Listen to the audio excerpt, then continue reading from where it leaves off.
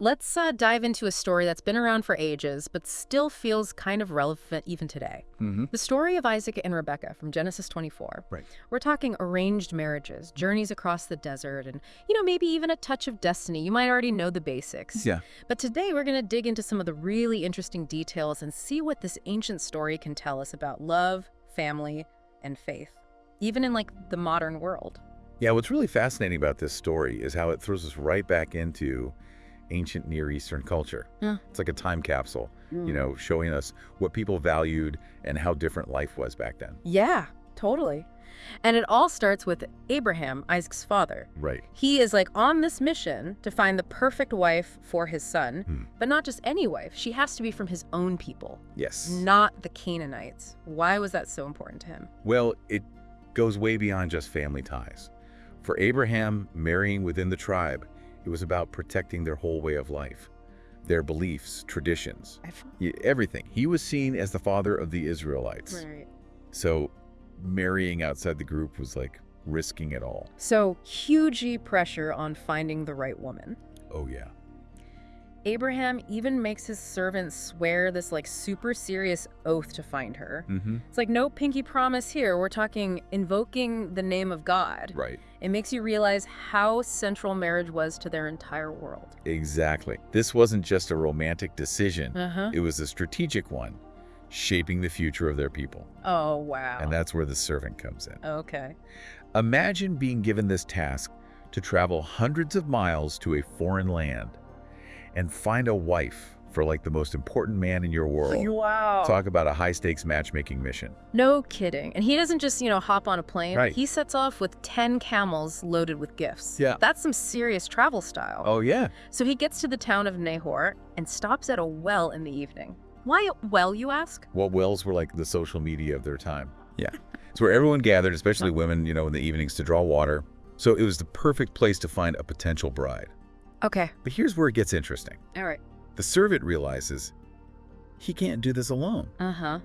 So he prays for a sign, Okay. a very specific sign. Okay, so this is where I start to wonder if things are a little too convenient. He asks God that the woman who offers him water, A-N-D, waters his 10 camels. Yep. All 10, that she's the one. Wow. Isn't that stacking the deck a little bit? It does seem awfully specific, right? Yeah. But remember, they saw God's hand in everything. Okay. This wasn't just chance.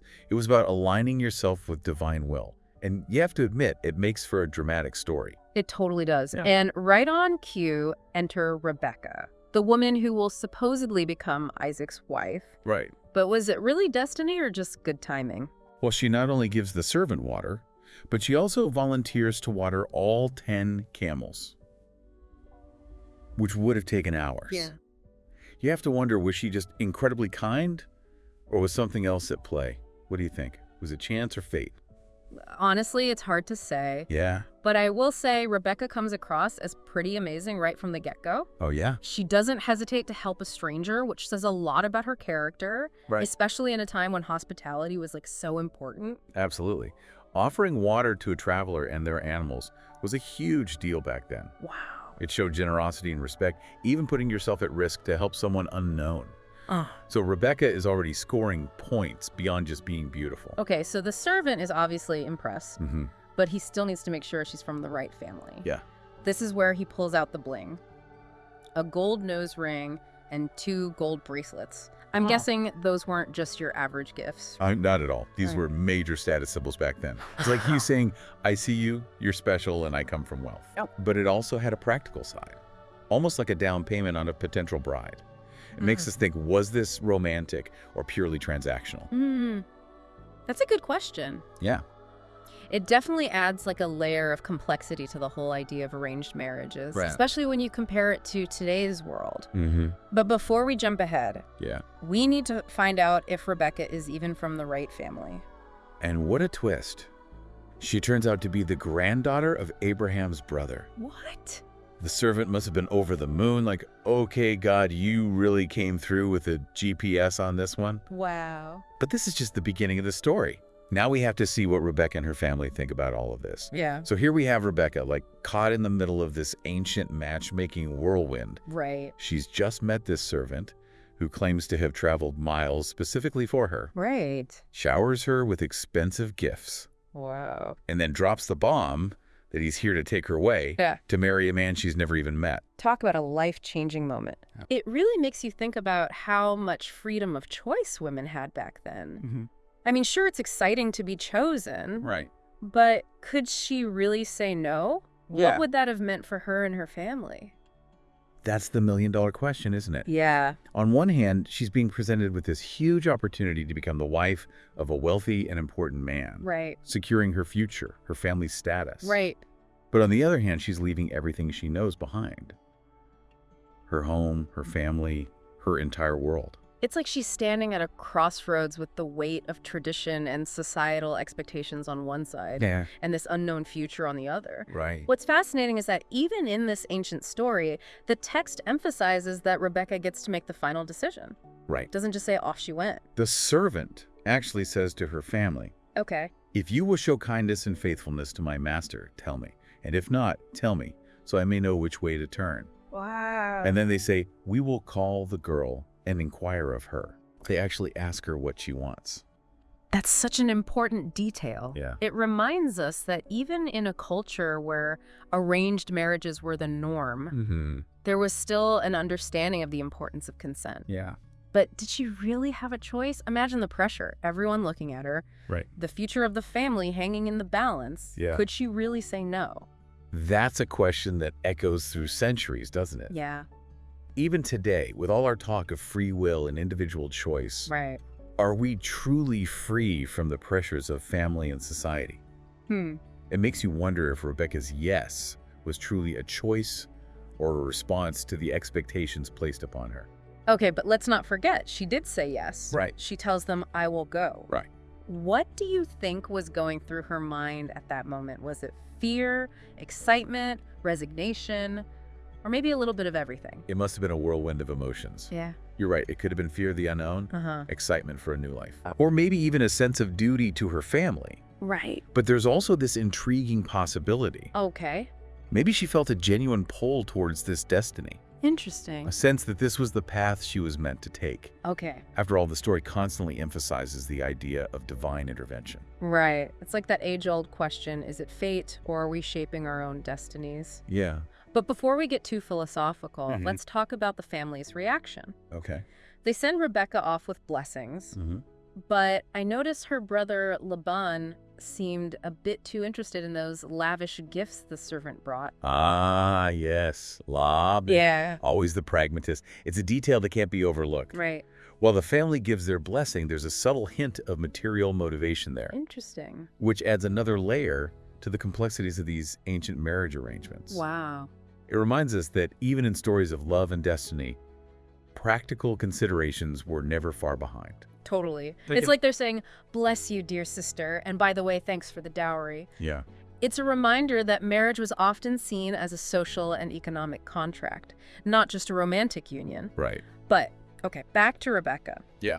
She sets off on this long journey back with the servant, her nurse, and a whole entourage. Right. What do you imagine that trip was like? It must have been intense. It's like a road trip straight out of the Bible. Yeah. You can picture them traveling across the desert, Rebekah getting to know her companions, maybe sharing stories, anxieties, hopes for the future. Yeah. It's a liminal space, that time between the known and the unknown, Okay. where everything feels possible. And meanwhile, back at the ranch, we have Isaac. Right. The story tells us he's been grieving the loss of his mother, Sarah. It's a detail that could easily be overlooked, but I think it's really important. Absolutely. Yeah. It adds this layer of emotional depth to the story. Isaac isn't just waiting around for a wife. He's dealing with loss, trying to find his place in the world without his mother. And finding a wife wasn't just about following tradition. It was about bringing joy and companionship back into his life. So the timing of Rebekah's arrival couldn't be more perfect. Right. It's like all these different threads are converging. Abraham's desire to continue his lineage, the servant's mission, Rebekah's brave choice, and Isaac's need for comfort and companionship. Yeah. And then we finally get to the moment of truth. The first meeting between Isaac and Rebekah. Talk about a dramatic encounter. Yeah. Isaac is out in the field, lost in thought. Okay. And then he sees camels approaching in the distance. Wow. And there she is, Rebekah, riding towards him. Oh, wow. Can you imagine the anticipation, the curiosity, the mix of emotions on both sides? It's like something out of a movie. Right. But here's a detail I find really interesting. Go to. When Rebekah sees Isaac, she immediately covers herself with her veil. It's a small gesture, but it speaks volumes about the cultural norms of the time, doesn't it? It absolutely does. Yeah. Modesty and decorum were highly valued, especially for women. Right. This act of veiling herself highlights the significance of the moment, Okay. the respect and deference expected in their first encounter. Right. It also adds this element of mystery and intrigue to their meeting. After all, they are still strangers about to embark on a life together. It makes you wonder what they were thinking in that moment, right? Yeah. Were they nervous, excited, apprehensive? It's like all those feelings you get before a blind date, but amplified times 1,000. And remember, this wasn't just about their individual feelings. Right. This meeting was about the continuation of a lineage, Yeah. the fulfillment of a promise, Right. the merging of families and destinies. Wow. It was a moment fraught with meaning and expectation. So what happens next? Does it end with a happily ever after? Or is there more to the story? Okay, so we've got this epic journey, a surprise meeting, and a whole lot of cultural baggage. What happens when Isaac and Rebekah finally, come face to face? Did sparks fly? Well, the text is pretty subtle about the romance part. Yeah. It focuses more on the practicalities, like Isaac bringing Rebekah into his tent. Right. The same one his mother, Sarah, lived in. Oh, wow. It's a powerful symbol of continuity, passing the torch to the next generation. It's interesting, right? We're so used to stories where love conquers all. Right. But here it's more about duty, lineage, building a future. Mhm. Does that mean there was no love between them? It's hard to say for sure, but the story doesn't shy away from the complexities of arranged marriage. Right. It leaves room for us to wonder, did love grow over time? Was it a partnership built on respect and shared purpose? It challenges us to think beyond the fairy tale ending. And that ending. It simply says, Isaac was comforted after his mother's death. Isn't that kind of a downer? I mean, no grand pronouncements of love, no fireworks. It might seem anticlimactic to us, but in a way, it's incredibly profound. Okay. Comfort, companionship, finding solace in another person. Yeah. Those are powerful emotions, especially after experiencing loss. Right. Maybe that's the real love story here. Two people finding strength and support in each other amidst the challenges of life. It makes me think about how we define happily ever after today. Is it all about passionate romance?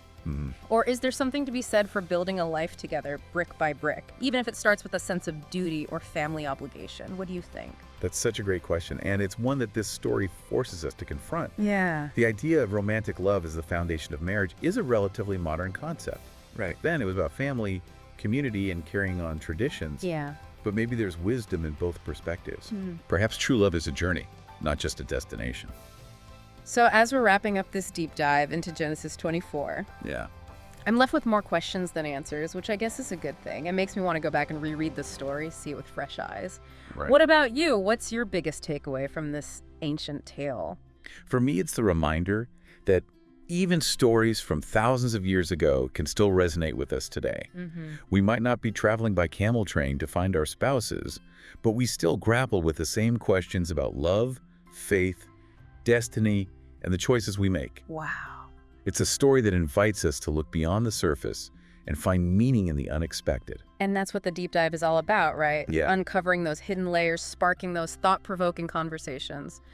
So thanks for joining us on this journey. We encourage you to keep exploring this text. Read it, think about it, talk about it. Until next time, happy exploring.